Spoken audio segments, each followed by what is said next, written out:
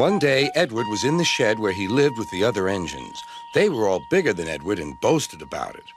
"The driver won't choose you again," said Gordon. "He wants strong engines like us."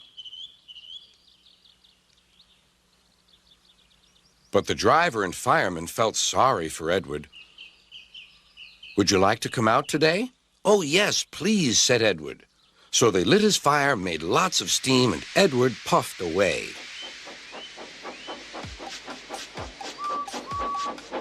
The other engines were very cross at being left behind.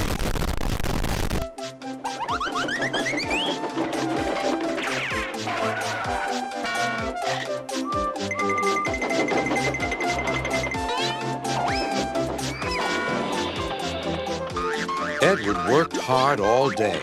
The coaches thought he was very kind, and the driver was very pleased.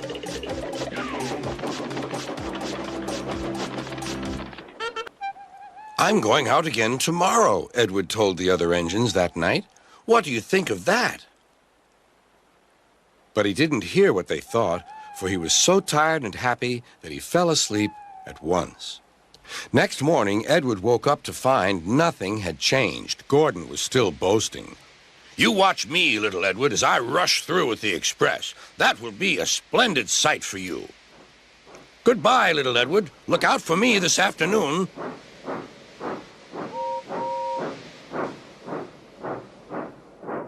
Edward went off to do some shunting. He liked shunting. It was fun playing with freight cars. He would come up quietly and give them a push. Then he would stop, and the silly freight cars would go bump into each other. "Oh!" they cried. "Whatever is happening?"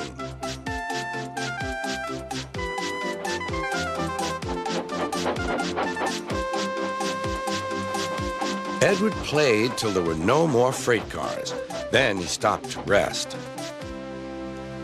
Presently, he heard a whistle. Gordon was cross. Instead of nice shining coaches, he was pulling a dirty freight train. "A freight train, a freight train, a freight train," he grumbled. "The shame of it, the shame of it, oh, the shame of it." Edward laughed and went to find some more freight cars. Then there was trouble.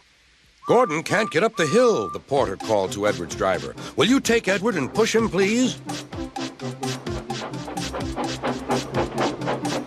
They found Gordon halfway up and very cross. His driver and fireman were talking to him severely. "You're not trying." "I can't do it," said Gordon. "The noisy freight cars hold an engine back so." Edward's driver came up. "We've come to push." "No use at all," said Gordon. "You wait and see," replied Edward's driver. They brought the train back to the bottom of the hill.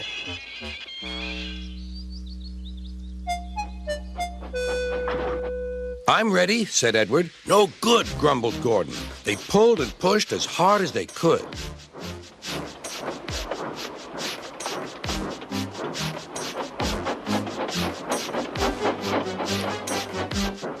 "I can't do it! I can't do it! I can't do it!" puffed Gordon. "I will do it! I will do it! I will do it!" puffed Edward. Edward pushed and puffed and puffed and pushed as hard as ever he could. And almost before he realized it, Gordon found himself at the top of the hill. "I've done it! I've done it! I've done it!" he said proudly. He forgot all about kind Edward and didn't say thank you.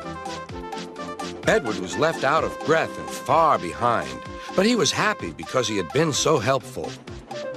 At the next station, he found that the driver and fireman were very pleased with him.